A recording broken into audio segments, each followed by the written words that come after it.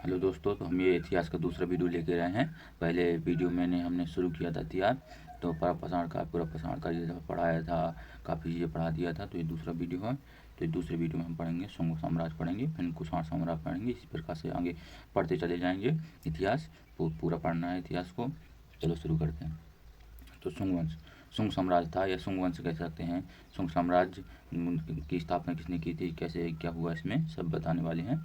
तो पुष्यमित्र शुंग ने, क्या बताना है, पुष्यमित्र शुंग ने ये 150 ईस्वी पूर्व में शुंग वंश की नींव डाली थी।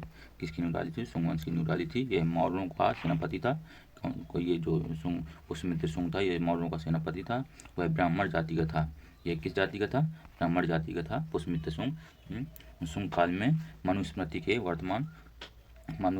वर्तमान स्वरूप की रचना की गई है। किसकी रचना की गई है? मनुस्मृति के वर्तमान स्वरूप की रचना की गई है। पुष्यमित्र शुंग ने अपने राजपुरोहित पतंजलि से 2 अश्वमेध यज्ञ करवाए थे। किससे करवाए थे? 2 अश्वमेध यज्ञ करवाए थे। किससे? पतंजलि से। पुष्यमित्र शुंग को कलिंग नरेश खारवेल ने पराजित किया। क्या किया? पराजित किया था। भरहुत स्तूप का निर्माण पुष्यमित्र शुंग ने करवाया था। पेपर में आ जाता है कभी कभी। भरहुत स्तूप का निर्माण किसने करवाया था? तो पुष्यमित्र शुंग ने करवाया था। और ये किससे हार गए थे, पराजित हो गए थे? खारवेल से ये पराजित हो गए थे। ये कलिंग का राजा था खारवेल। किसका राजा था? कलिंग का राजा था खारवेल। इससे पुष्यमित्र शुंग पराजित हो गए थे। तो आगे देखते हैं, आगे क्या है। ये कुषाण वंश की स्थापना किसने की थी? कुजुल ने की थी। कुजुल ये इसकी स्थापना की थी। गढ़फिसेस ने 15वीं ईस्वी में की थी। इस वंश का सबसे महान राजा कनिष्क था। कौन था? कनिष्क था। इसकी राजधानी ये पेशावर थी। क्या थी? पेशावर थी। कुषाण की दूसरी राजधानी मथुरा थी, जो कनिष्क ने कब बनवाया था? ये 78 ईस्वी में गद्दी पर बैठने के समय एक संवत चलाया था, जो शक संवत कहते हैं। क्या कहते हैं? शक संवत कहते हैं। यह संवत भारत सरकार द्वारा प्रयोग में लाया जाता रहा है। कनिष्क ने दरबार में चरक ये राजवैद्य था। क्या? कनिष्क ने चरक को रहते थे, जिन्हें चरक संहिता लिखी है। चरक संहिता किसने लिखी है? चरक ने लिखी है, याद रखना। चरक संहिता किसने लिखी है? चरक ने लिखी है। आगे देखते हैं। भारत में सबसे पहले सोने के सिक्के कुषाणों के द्वारा चलाया गया था। किसके द्वारा चलाया गया था? कुषाणों के द्वारा चलाया गया था। तो यहाँ देखना है, कुषाणों के द्वारा क्या चलाया गया था? सोने के सिक्के चलाए गए थे, देखना है। आगे देखते हैं। गुप्त साम्राज्य की स्थापना किसने की थी? देखते हैं। गुप्त साम्राज्य की स्थापना किसने की थी? ये गुप्त साम्राज्य की स्थापना श्रीगुप्त ने की थी। गुप्त वंश का प्रथम महान सम्राट कौन था? चंद्रगुप्त प्रथम था। यह 1319 ईस्वी में गद्दी पर बैठा था। इसे ही गुप्त वंश का वास्तविक संस्थापक कहा जाता है, माना जाता है। क्या माना जाता है? इसे ही गुप्त वंश का वास्तविक संस्थापक माना जाता है। चंद्रगुप्त प्रथम ने महाराजा अधिराज की उपाधि धारण की थी। किसकी उपाधि धारण की थी? महाराजा अधिराज की उपाधि धारण की थी। चंद्रगुप्त प्रथम ने गुप्त संवत चलाया था। कब चलाया था? 319 ईस्वी से 320 ईस्वी तक चलाया था। चंद्रगुप्त प्रथम का उत्तराधिकारी समुद्रगुप्त था। कौन था? समुद्रगुप्त था, जो 335 ईस्वी में राजगद्दी पर बैठा था। कब बैठा था? 335 ईस्वी में राजगद्दी पर बैठा था। याद रखना है, कब बैठा था? 335 ईस्वी में। ये किसका उत्तराधिकारी था? चंद्रगुप्त प्रथम का उत्तराधिकारी था। आगे देखते हैं। चंद्रगुप्त को समुद्र का नेपोलियन भी कहा जाता था। क्या कहा जाता था? समुद्रगुप्त को नेपोलियन भी कहा जाता था। चंद्रगुप्त के दरबारी कवि कौन से? हरिसेन थे। उन्होंने इलाहाबाद प्रशस्ति लेख की रचना की है। किसकी रचना की है? इलाहाबाद प्रशस्ति अभिलेख की रचना की है। चंद्रगुप्त विष्णु का उपनाम है। किसका नाम है? विष्णु का उपासक है। किसका उपासक है? विष्णु का उपासक है। समुद्रगुप्त संगीत प्रेमी था। क्या था? जो समुद्रगुप्त था, किसका प्रेमी था? संगीत का प्रेमी था। इसके सिक्कों पर वीणा बजाते हुए दिखाया गया है। इसका मतलब वो वीणा बजाते थे। कहा जाता था ऐसा कौन सा शासक है जो वीणा बजाता था, तो बता देना। समुद्रगुप्त बजाते थे। आगे देखते हैं। समुद्रगुप्त, अरे यार,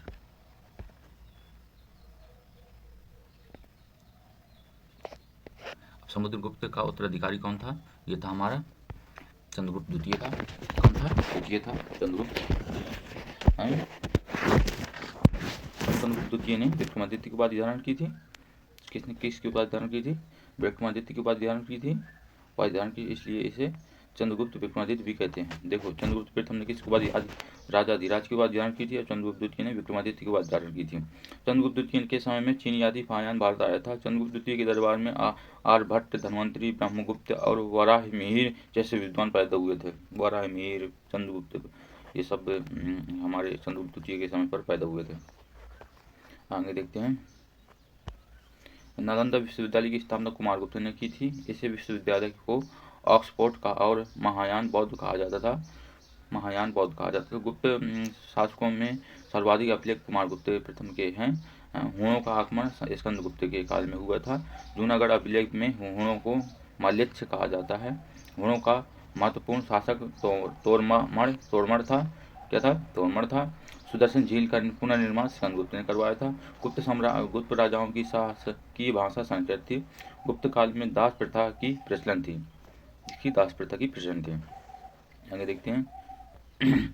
संस्कृत भाषा के प्रसिद्ध कवि कालिदास चंद्रगुप्त द्वितीय के दरबार में रहते थे। कालिदास के द्वारा रचित अभिज्ञान शकुंतलम प्रथम भारतीय रचना है जिसे अनुवाद यूरोपीय भाषा में हुआ है। प्रथम ऐसी ये रचना है जिसका अनुवाद यूरोपीय भाषा में हुआ है। सांस्कृतिक उपलब्धियों के कारण गुप्त काल को भारत के इतिहास का स्वर्ण काल कहा जाता है। क्या कहा जाता है? स्वर्ण काल कहा जाता है। आगे देखते हैं। पुष्यमित्र शुंग या वर्धन संघ, पुष्यमित्र शुंग या वर्धन पुष्पभूति। तो पुष्पभूति वंश क्या है? पुष्पभूति वंश है। इसे वर्धन वंश भी कहते हैं। इसका संस्थापक कौन था? पुष्पभूति था। इसकी राजधानी थानेश्वर हरियाणा थी। क्या थी? थानेश्वर हरियाणा थी। इसकी पुत्री का नाम क्या था? राजश्री था। और राजश्री का विवाह कन्नौज के राजा ग्रहवर्धन के साथ हुआ था। किसके साथ हुआ? ग्रहवर्धन के साथ हुआ था। हर्ष और पुलकेशिन द्वितीय के बीच नर्मदा नदी के तट पर युद्ध हुआ था जिसमें हर्ष की पराजय हुई थी। चीनी यात्री हेनसांग हर्षवर्धन के दरबार में आया था और वह नालंदा विश्वविद्यालय में पढ़ने के लिए भारत आया था। हेनसांग ने शूद्रों को क्या कहते थे? कृष्ण कहते थे। शूद्रों को क्या कहते थे? कृषक कहते थे। वाणभट्ट हर्षवर्धन के दरबार में कवि था जिसने हर्षचरित द्वारा कादम्बरी तथा कादम्बरी नामक पुस्तक लिखी थी। कौन सी? हर्षचरित एवं कादम्बरी नामक पुस्तक लिखी थी। हर्षवर्धन द्वारा रचित नाटक प्रियदर्शिका रत्नावली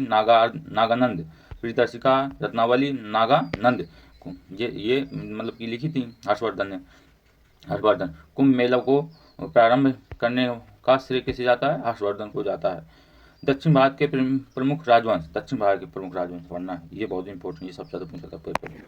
देखते हैं। पल्लव वंश के वास्तविक संस्थापक सिंह विष्णु थे। कौन थे? सिंह विष्णु थे। ये है कौन थे? सिंह विष्णु थे।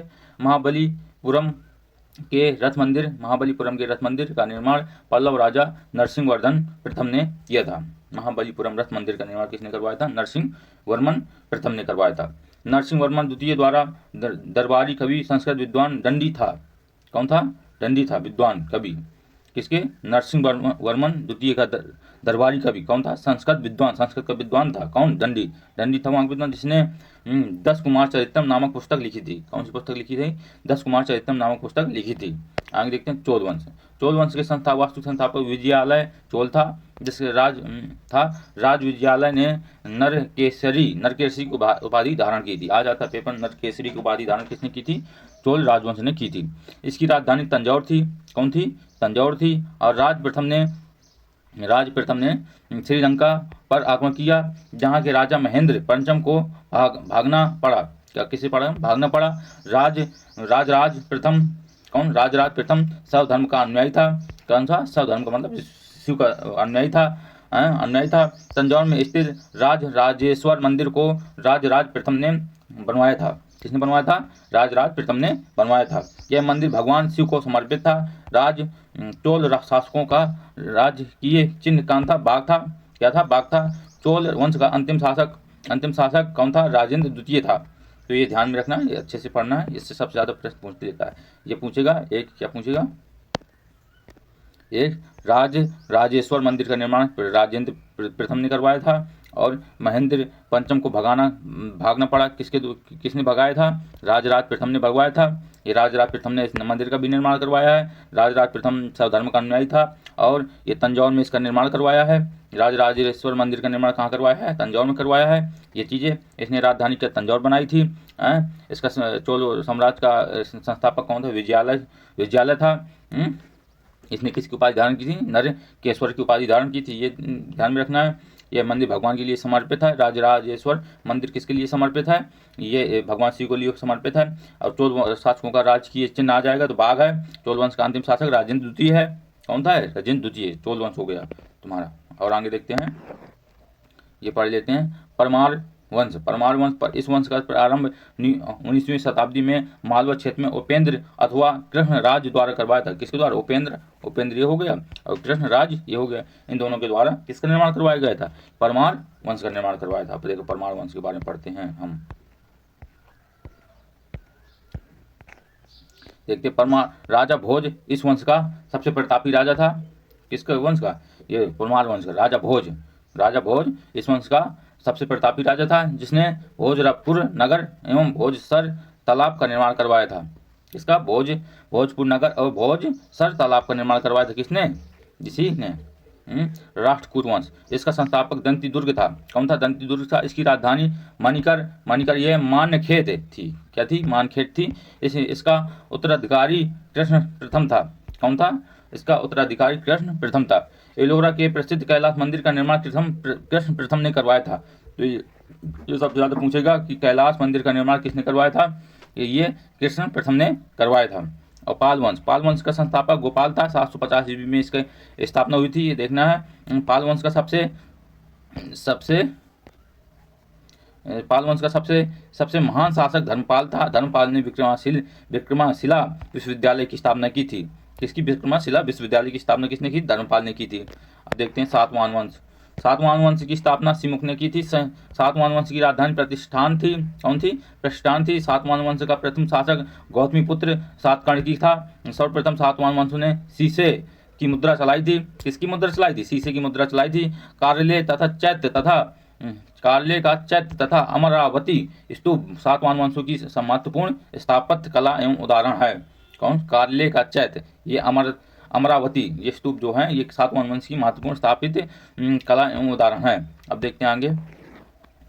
गुर्जर प्रतिहार वंश इस वंश की स्थापना हरिश्चंद्र नामक राजा ने की। किसने की? हरिश्चंद्र नामक राजा ने की। किंतु वंश का प्रथम वास्तविक महत्वपूर्ण शासक नागभट्ट प्रथम बताया गया है। किसे बताया गया है? नागभट्ट प्रथम बताया गया है। नागभट्ट प्रथम बताया गया है। त्रिपक्षी संघर्ष में भाग लेने वाला पहला गुर्जर प्रतिहार शासक वत्सराज था। कौन था? वत्सराज था त्रिपक्षी। मिहिर भोज प्रथम इस वंश के प्रतापी शासक थे। मिहिर भोज ने राष्ट्रकूट शासक कृष्ण द्वितीय को हराकर मालवा प्राप्त किया था। किसे प्राप्त किया था? मालवा प्राप्त किया था। मिहिर भोज ने अपनी राजधानी कन्नौज को बनाया था। इसे काल में अरब यात्री सुलेमान भारत आया था। कौन आया था? सुलेमान आया था भारत गुर्जर प्रतिहार वंश में। मिहिर भोज को आदि वाराह और प्रभास की उपाधि प्राप्त की थी। इस वंश का अंतिम शासक यशपाल था। कौन था? अंतिम शासक यशपाल था। तोमर वंश की स्थापना अनंगपाल तोमर ने 736 ईस्वी में की थी। इसने दिल्ली नगर की स्थापना की और इसे अपनी राजधानी बनाई। तोमर वंश की एक बार अनंगपाल तोमर ने की थी और 736 ईस्वी में की थी। इसने दिल्ली नगर की स्थापना की और इसे अपनी राजधानी बनाई। चंदेल वंश इस वंश की स्थापना नुन्नुक ने 9वीं शताब्दी में की थी। इनकी राजधानी खजुराहो थी। यशोवर्धन ने खजुराहो से प्रसिद्ध चतुर्भुज मंदिर विष्णु मंदिर का निर्माण करवाया था। कौन? यशोवर्धन ने। चंदेल वंश का शासन परमाधिदेव 1182 ईस्वी में पृथ्वीराज चौहान ने पराजित हुआ था। चंदेल वंश का शासक परमाधिदेव आलाउद्दीन वीर योद्धा परमाधिदेव के दरबार में रहते थे। अब आगे महत्वपूर्ण राजवंश उनके स्थापना हार्यक वंश की स्थापना बिंबिसार ने की थी। शिशुनाग वंश की शिशुनाग ने की थी। नंद वंश के महापद्मनंद ने की थी। मौर्य वंश के चंद्रगुप्त मौर्य ने की थी। शुंग वंश के पुष्यमित्र शुंग ने की थी। कर्ण वंश के वासुदेव ने की थी। वासुदेव को उत्पल वंश के अवंती वर्धन ने की थी। ये हो गया तुम्हारे संस्थापक। आगे देखते हैं और हैं भी। गंग वंश के वज्रहस्त पंचम ने की थी, वज्रहस्त पंचम ने की थी। गहरवाड़ वंश की स्थापना चंद्रदेव ने की थी। सातवंश की सिमुक ने की थी। कुषाण वंश को कुजुल कुजुल कुजुल ने की थी। गुप्त वंश की स्थापना श्रीगुप्त ने की थी। वाटाक वंश की स्थापना सिंधे शक्ति ने की थी। वर्धन की स्थापना वर्धन वंश की स्थापना पुष्पभूति की थी। चोल वंश की विजया चोल ने की थी। पल्लव वंश की सिंह विष्णु ने की थी। राष्ट्रकूट वंश की दंती दुर्ग ने की थी। नाम भी देखते हैं। पाल वंश की गोपाल ने की थी। चौहान वंश की वासुदेव ने की थी। परमार वंश की उपेंद्र ने की थी। चंदेल वंश की नन्नूर ने की थी। वर्धन वंश की पुष्पवर्धन ने की थी। किसने की थी? पुष्पवर्धन ने की थी।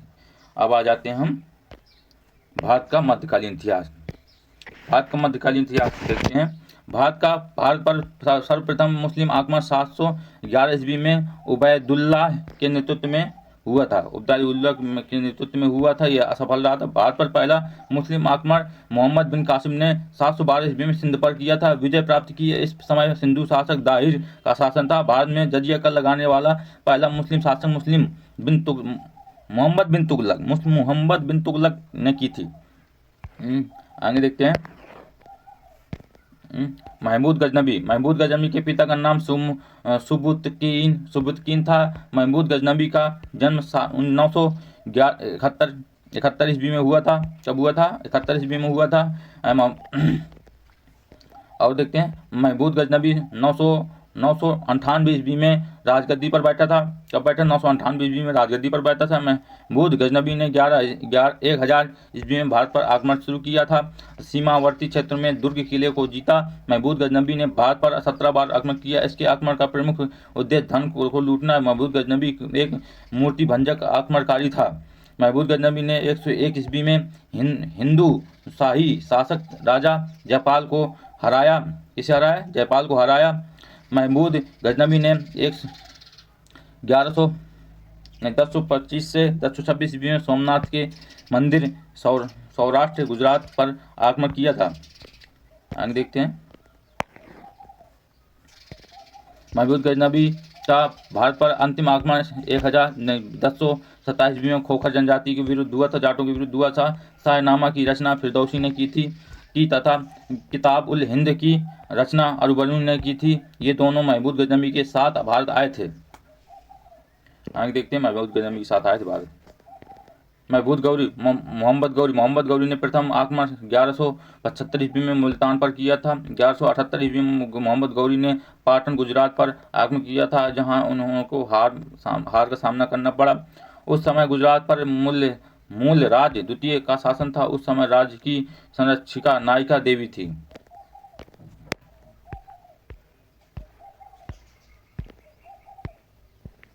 कौन थी? नायिका देवी। 1191 ईस्वी में तराइन का प्रथम युद्ध हुआ था, जिसे पृथ्वीराज चौहान मोहम्मद गौरी के बीच में हुआ था, जिसमें मोहम्मद गौरी की पराजित हुई थी। और 1192 ईस्वी में तराइन का द्वितीय युद्ध हुआ था, जिसमें मोहम्मद गौरी की विजय हुई थी, पृथ्वीराज चौहान की हार हुई थी। 1194 ईस्वी में चंदावर का युद्ध हुआ था, जिसमें मोहम्मद गौरी और कन्नौज के शासक जयचंद्र के बीच हुआ था, जिसमें मोहम्मद गौरी की विजय हुई। 1206 ईस्वी में मोहम्मद गौरी की मृत्यु हो गई थी। मोहम्मद गौरी की मृत्यु के बाद उसका साम्राज्य उसके गुलामों के बीच बांट दिया गया था। किसके बीच बांट दिया गया था? उनके गुलामों के बीच में बांट दिया गया था। अब आ जाते हैं दिल्ली सल्तनत। गुलाम वंश 1206 ईस्वी से 1290 ईस्वी तक। ये गुलाम वंश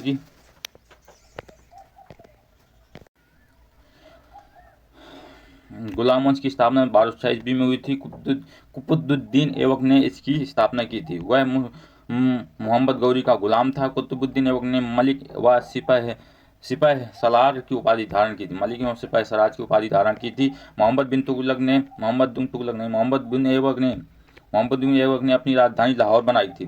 ऐबक ने कुव्वत उल इस्लाम दिल्ली पर 2.5 दिन का झोपड़ा बनवाया, अजमेर पे बनवाया था। और ये दिल्ली कुतुबुद्दीन उल इस्लाम कहाँ बनवाया था? दिल्ली पे बनवाया था। और 2.5 दिन का झोपड़ा अजमेर में बनवाया था। नामक 2 मस्जिद का निर्माण करवाया था। दिल्ली की कुतुबुद्दीन का निर्माण कुतुबुद्दीन ऐबक ने करवाया था। इसने अपनी पुत्री की शादी इल्तुतमिश से की थी। किससे की थी? इसने अपनी पुत्री की शादी इल्तुतमिश से की थी। और नालंदा विश्वविद्यालय को ध्वस्त बख्तियार खिलजी ने किया था। किसने किया था? बख्तियार खिलजी ने किया था। कुतुबुद्दीन ऐबक का यह सेनापति था। कुतुबुद्दीन ऐबक की मृत्यु 1210 ईस्वी में हुई थी। कैसे हुई थी? चौगान या पोलो खेलते हुए हुई थी। घोड़े से गिरकर हो गई थी। इसे लाहौर में दफनाया गया था। कुतुबुद्दीन ऐबक की उत्तराधिकारी आराम शाह हुआ, जिसकी हत्या 1211 ईस्वी में इल्तुतमिश ने की और दिल्ली की राजगद्दी पर बैठ गया। इल्तुतमिश को दिल्ली सल्तनत का वास्तविक संस्थापक माना जाता है। क्या माना जाता है? वास्तविक संस्थापक माना जाता है। इल्तुतमिश ने 40 गुलामों का एक संगठन बनवाया जिसे तुर्कान ए चहलगानी के नाम से जाना जाता था। इल्तुतमिश इलबरी तुर्क था। कौन सा था? इलबरी तुर्क था। इल्तुतमिश की मृत्यु वर्ष 1226 ईस्वी में हुई थी। इल्तुतमिश के बाद उसका पुत्र रुकनुद्दीन फिरोज गद्दी पर बैठ गया। एक अयोग्य शासक था ये। तुर्की के अमीरों ने इसको गद्दी से हटाया और रजिया सुल्तान को 1226 ईस्वी में राजगद्दी पर बैठा दिया। आगे देखते हैं। रजिया बेगम पहली मुस्लिम महिला शासक थी जिसने शासन की बागडोर संभाली। क्या थी? पहली थी। रजिया की राजगद्दी, रजिया की शादी अल्तुनिया से हुई। रजिया की हत्या 1240 ईस्वी में केथल के पास डाकुओं द्वारा करवा दिया गया था। बलवन का वास्तविक नाम बहाउद्दीन था। बलवन 1266 ईस्वी में दिल्ली की गद्दी पर बैठा। बलवन ने दिल्ली को मंगोलों के आक्रमण से बचाया था। बलवन ने जिल्ले इलाही की उपाधि धारण की थी। किसकी? जिल्ले इलाही की उपाधि धारण की थी। बलवन ने 40 गुलामों को संगठन का विनाश कर दिया और बलवन ने जिद्दा और पोश नामक प्रथा चलाई। बलवन ने फारसी त्योहारों नवरोज मनाने की प्रथा प्रारंभ की। ये नवरोज इसी की नया चलवाया था। और देखते हैं खिलजी वंश। अब देखते हैं क्या खिलजी वंश। क्या देखते हैं? खिलजी वंश 1290 से 1320 तक चला था। कब तक चला था? 1290 से 1230 तक चला था। अरे 1290 से 1330 तक 20 तक चला था। खिलजी वंश 1290 से 1320 तक चला था। खिलजी वंश का संस्थापक 1290 ईस्वी में जलालुद्दीन फिरोज खिलजी था। जलालुद्दीन फिरोज खिलजी था ने की थी। इसने किलोखरी को अपनी राजधानी बनाई। किसकी राजधानी बनाई? किलोखरी को अपनी राजधानी बनाई। आगे देखते हैं। अलाउद्दीन खिलजी ने 1296 ईस्वी में अपने आप को सुल्तान घोषित किया। अलाउद्दीन खिलजी ने बेईमानी को रोकने के लिए मूल्य नियंत्रण प्रणाली एवं बाजार नियंत्रण प्रणाली को व्यवस्थित किया था। आगे देखते हैं। गुजरात अभियान गुजरात शासक राय कर्ण के खिलाफ अपने 2 सेनापति उल्ग खां एवं नुसरत खां को भेजा। किसे? उल्ग खां एवं नुसरत खां को भेजा था। ये कब हुआ था? गुजरात अभियान 1298 से 99 तक। रणथंभौर अभियान शासक हमीर देव ने खिलाफ किया। हमीर देव की रानी रंग देवी ने जौहर कर लिया। किसने? रंग देवी ने जौहर कर लिया। चित्तौड़ अभियान चित्तौड़ शासक राणा रतन सिंह ने खिलाफ किया। इस अभियान में अमीर खुसरो भी अलाउद्दीन के साथ थे। इस अभियान में अमीर खुसरो भी अलाउद्दीन, ये 1303 ईस्वी में हुआ था। और देवगिरी अभियान 1307 से 8 तक राजा रामचंद्र देव के खिलाफ। वारंगल अभियान वारंगल शासक प्रताप रुद्र देव के खिलाफ लड़ा गया। इसी समय प्रताप रुद्र देव ने कोहिनूर का हीरा मलिक काफूर को दे दिया। किससे दे दिया? मलिक काफूर को दे दिया। 1309 से 1310 तक। आगे देखते हैं। अलाउद्दीन खिलजी ने अलाई दरवाजा एवं सीरी का किला बनवाया था। अलाउद्दीन खिलजी के सेनापति का नाम मलिक काफूर था। मलिक काफूर ने उसकी दक्षिण की विजयों का सफलतापूर्वक नेतृत्व किया था। मलिक काफूर को 1000 दिनारी भी कहा जाता था। घोड़ों को दागने तथा सैनिकों का हुलिया लिखने की प्रथा का प्रारंभ अलाउद्दीन खिलजी ने करवाया था। अलाउद्दीन खिलजी ने सिकंदर ए सानी की उपाधि धारण की थी। अलाउद्दीन खिलजी की मृत्यु 1316 ईस्वी में हुई थी। आगे देखते हैं। तुगलक वंश 1320 से 1414 तक। 1320 में गयासुद्दीन तुगलक ने नासिरुद्दीन खुसरो शाह को पराजित कर के दिल्ली के सिंहासन पर बैठा, उसने अनेक बार मंगोलों के आक्रमण को विफल किया।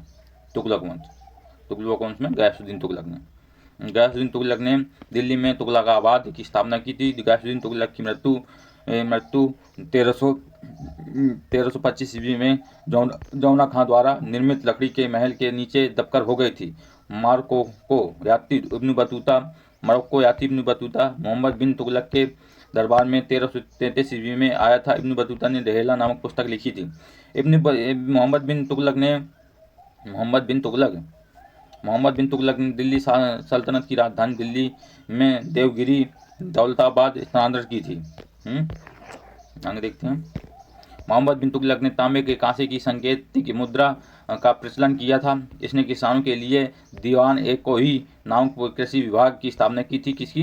दीवान-ए-कोही नामक कृषि विभाग की स्थापना की थी।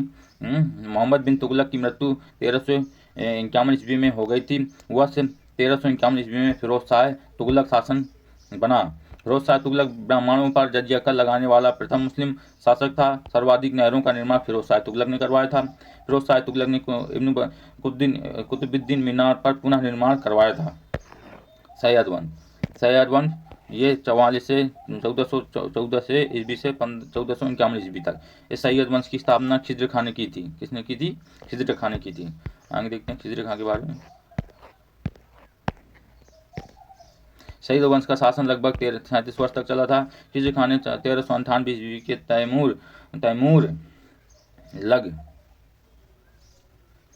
तैमूर लग के आक्रमण के समय तैमूर की सहायता की थी।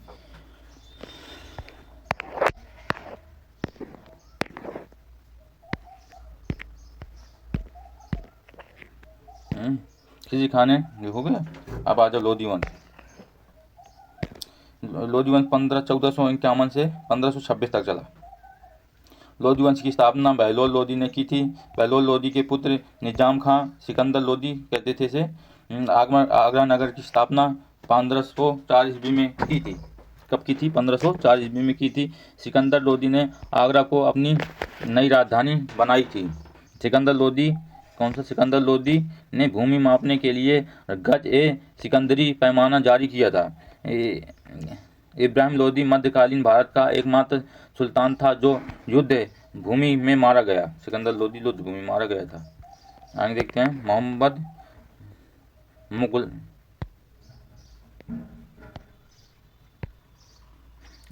मुगल साम्राज्य। अब क्या पढ़ना है? मुगल साम्राज्य पढ़ना है। मुगल साम्राज्य अब कल पढ़ेंगे। चलो बंद करते हैं, यहीं पे वीडियो समाप्त हो रहा है।